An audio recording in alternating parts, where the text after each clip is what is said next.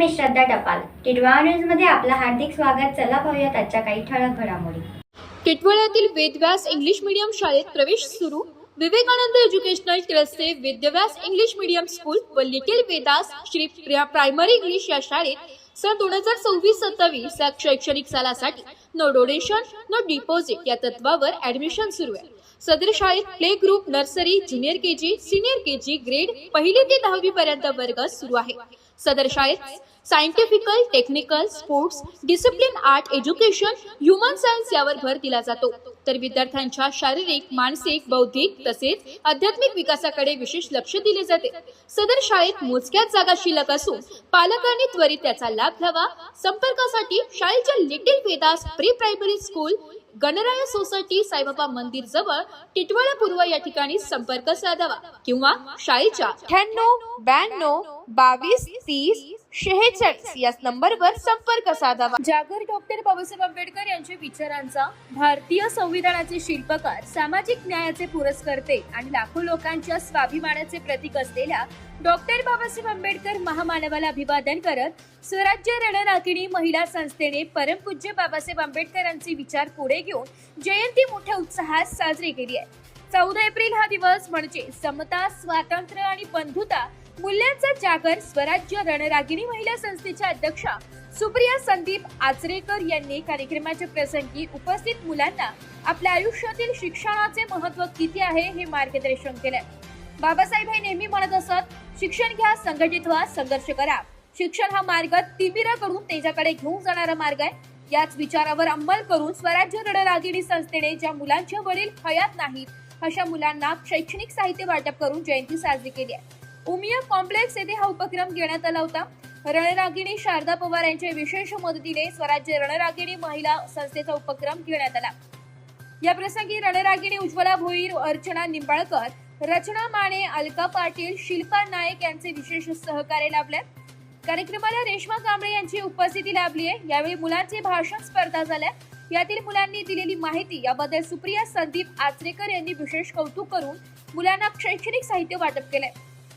पुढील पिढीत मौल्यवान विचार रुजविणे खूप महत्वाचे आहे. जय जिजाऊ, जय शिवराय, जय भीमच्या जयघोष करत उमिया कॉम्प्लेक्सचे रहिवासी यांचे आभार मानून या उपक्रमाची सांगता करण्यात आली आहे. Bureau report, Titwala news, Titwala.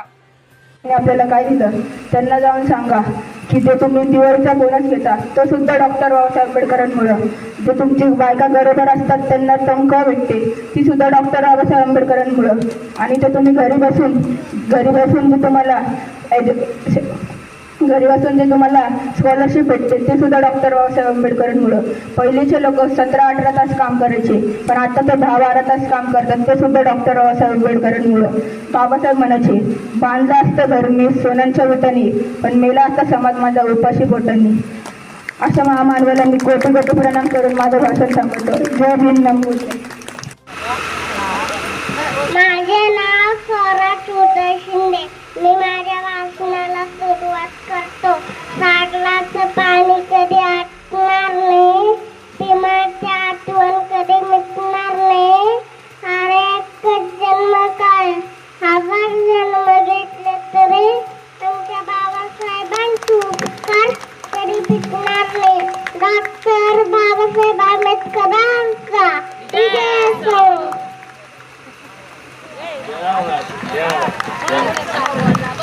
हेच आपल्याला पुढे घेऊन जायचे आहे. तर शिक्षण हे असं अवजार त्यांनी आपल्या हातात दिलेलं आहे की त्याच्या बळावर आपण येणाऱ्या प्रत्येक प्रसंगाला सामोरं जाऊ शकतो. म्हणजे मुलांना मला सांगायचंय, शिक्षणासाठी तुम्ही खूप प्रयत्न करा. आज डॉक्टर बाबासाहेब आंबेडकरांची त्यावेळची परिस्थिती ही हलाखीची असतानाही त्या परिस्थितीला सामोरं जाऊन जिद्दीने त्यांनी त्यांचं शिक्षण जगातल्या मोठ्या विद्यापीठामध्ये त्यांनी आपलं शिक्षण पूर्ण केलं. रामजी आंबेडकर यांनी रात्रभर जागून आणि त्याच्यानंतर रात्रभर जेव्हा डॉक्टर बाबासाहेब आंबेडकर आपला अभ्यास पूर्ण करायचे तेव्हा रामजी आंबेडकर पहाटे जाऊन त्यांना झोप लागायची. म्हणजे फक्त मुलासाठी त्या आई वडिलांनीही त्याचे कष्ट घेतले होते तेव्हा ती मुलं अशी घडलेली आहेत. मुलावरती जबाबदारी टाकून उपयोग नाही का, तू शिक आणि तू पुढे जा आणि तू अभ्यास करून फर्स्ट क्लास मिळव. तर आई वडिलांनी त्याच्यासाठी झटणं खूप गरजेचं आहे. डॉक्टर बाबासाहेब आंबेडकरांच्या पाठीशी त्यांची आई, त्यांचे वडील हे उभे होते आणि त्या हालाकीची परिस्थिती असतानाही त्यांनी जे इतकं यश मिळवलंय, आज ते या पदावर आहेत, आज ते प्रत्येक माणसाच्या मनामनामध्ये आहेत. तर आज तुम्हाला सगळ्या गोष्टी तुमचे आई वडील इथे देत आहेत. अन्न, वस्त्र, निवारा, तुम्हाला जे हवंय ते तुमचे आई वडील देत आहेत, तर तुम्ही उच्च शिक्षित का होऊ शकत नाहीये? तर याचा विचार करून मुलांनी आपल्या अभ्यासावर लक्ष देणं खूप महत्त्वाचं आहे. आणि डॉक्टर आंबेडकरांचे, बाबासाहेब आंबेडकरांचे विचार आपल्याला पुढे घेऊन जायचे आहे. तर मी अशा मुलांना आज इथे आमंत्रित होऊ शकत नाहीये, तर याचा विचार करून मुलांनी आपल्या अभ्यासावर लक्ष देणं खूप महत्त्वाचं आहे. आणि डॉक्टर आंबेडकरांचे, बाबासाहेब आंबेडकरांचे विचार आपल्याला पुढे घेऊन जायचे आहे. तर मी अशा मुलांना आज इथे आमंत्रित करते की मी मागे आले होते मागच्या वर्षी, तर त्या मुलाने खूप छान भाषण केलं होतं आणि ते मनात कुठेतरी रुजलं होतं त्याचं भाषण. आणि यावर्षी माझी इच्छा झाली की त्या मुलाला इथे येऊन एक शैक्षणिक साहित्य त्याच्या हाती द्यावं. म्हणून आज आम्ही इथे स्वराज्य रणरागिणीची जी आमची टीम आहे ती इथे आलेली आहे. मी माझ्या टीमला सुद्धा इथे आमंत्रित करते की आपण त्या मुलाचा सत्कार करूया. आणि खरंच इथे बोलवलं त्याबद्दल धन्यवाद, आभार.